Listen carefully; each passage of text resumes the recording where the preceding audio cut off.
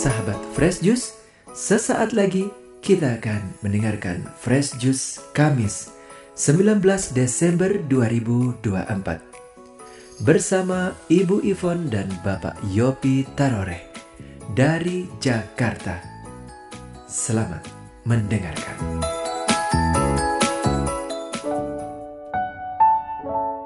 Shalom Bapak Ibu sekalian, jumpa kembali kita di hari pemberian Tuhan yang indah ini. Ya, perikop hari ini diambil dari Lukas bab 1 ayat 5-25. Kita buka dengan doa. Dalam nama Bapa dan Putra dan Roh Kudus. Amin. Terima kasih Tuhan, kembali Engkau beri kami kesempatan untuk saling berbagi sharing, saling juga menyapa satu sama lain. Oleh karena itu, kami serahkan acara ini dari awal sampai akhir, supaya kami yang mendengarkan, menikmati sabdamu ini, dan juga mau belajar melakukannya. Terima kasih Tuhan, terima kasih Tuhan. Amin. Pemberitahuan tentang kelahiran Yohanes Pembaptis.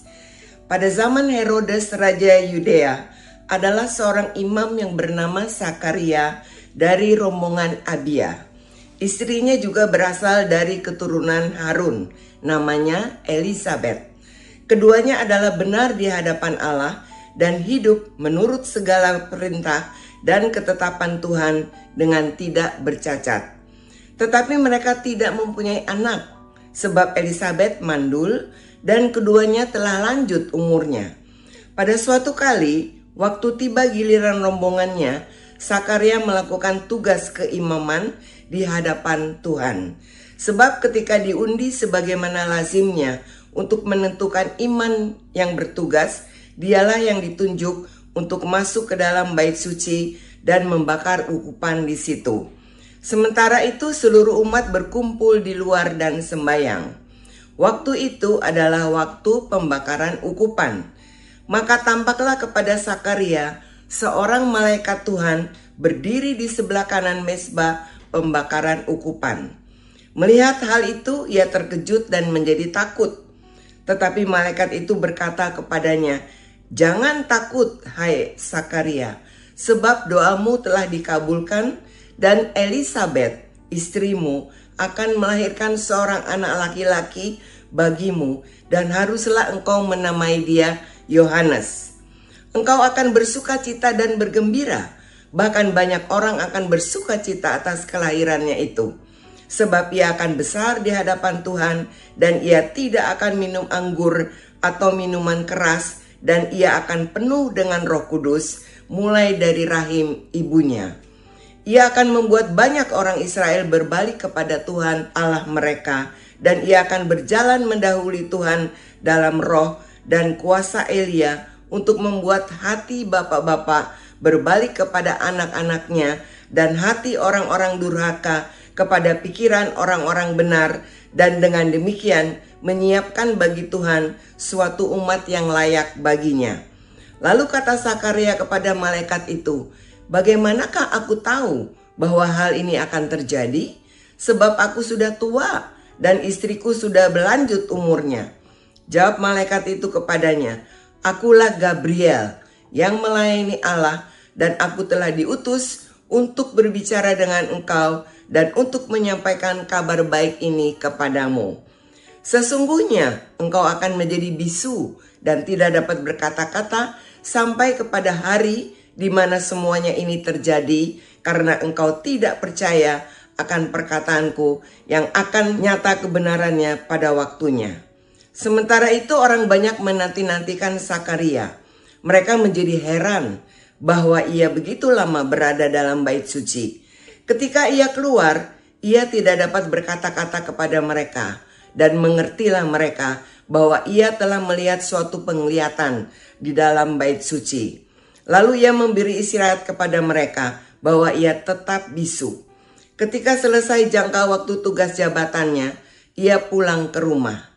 Beberapa lama kemudian, Elisabet istrinya mengandung, dan selama 5 bulan ia tidak menampakkan diri. Katanya, "Inilah suatu perbuatan Tuhan bagiku, dan sekarang ia berkenan menghapuskan aibku di depan orang." Demikianlah sabda Tuhan.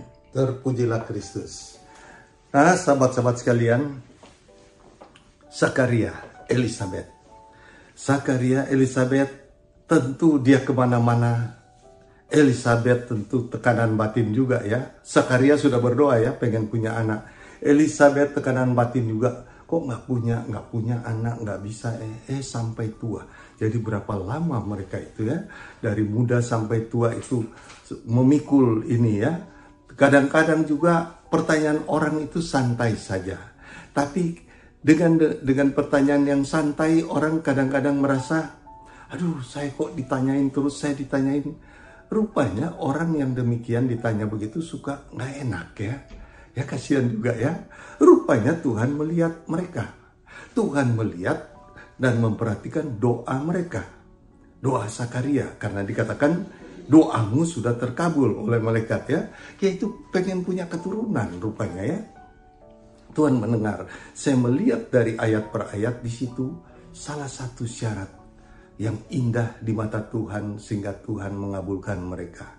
Bahkan memilih mereka menjadi ayah ibu daripada Yohanes Pembaptis yang membuka jalan untuk Tuhan Yesus. Siapkanlah jalan untuk Tuhan. Ya, membuka jalan untuk Tuhan Yesus datang. Nah, kita ini sedang persiapan Natal ya, kedatangan Tuhan Yesus. Nah, satu poin yang sangat penting saya melihat, bagaimana Zakaria dan Elisabeth terjawab doanya. Mereka benar, berkenan di mata Tuhan. Mereka melakukan yang sesuai kehendak Tuhan. Sekali lagi, benar di mata Tuhan, berkenan di mata Tuhan, melakukan kehendak Tuhan. Itu dalam Injil tadi. Daripada itu kemudian Zakaria, Elisabeth mendapat berkat. Tapi begitu dapat kabar, Zakaria bukannya, oh terima kasih, oh syukur. Tidak, dia kaget bahkan ketakutan. Rupanya orang kalau dapat kabar dan mengembirakan dan besar sekali, ini kan berita besar untuk dia. Kabar yang besar ini bahkan dia kaget dan percaya tidak percaya. Apa iya sih? Iya sih. Saya kan sudah doa, sudah sekian belas tahun, sudah sekian puluh tahun. Apa iya tidak sih? Iya tidak.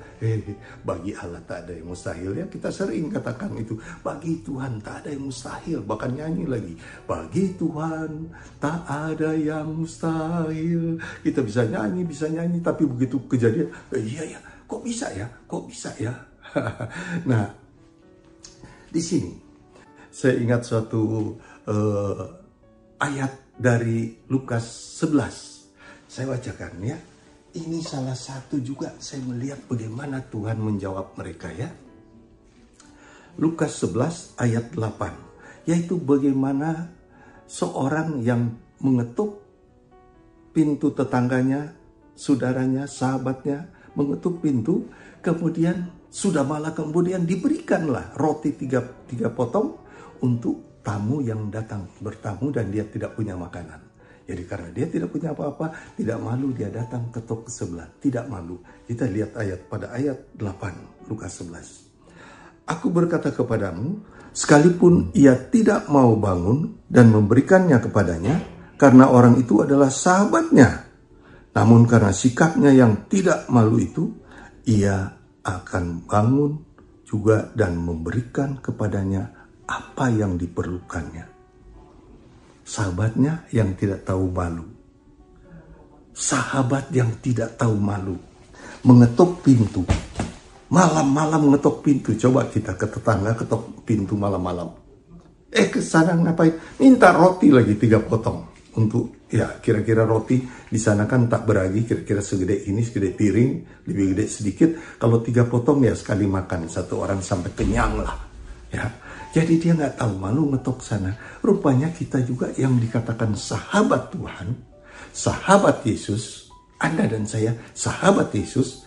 Kalau kita memintanya dengan tidak malu. Apa itu tidak malu? Saya berpikir, saya renung dari tadi pagi itu. Dan jam 4 pagi saya terbangun, sudah siapkan ini.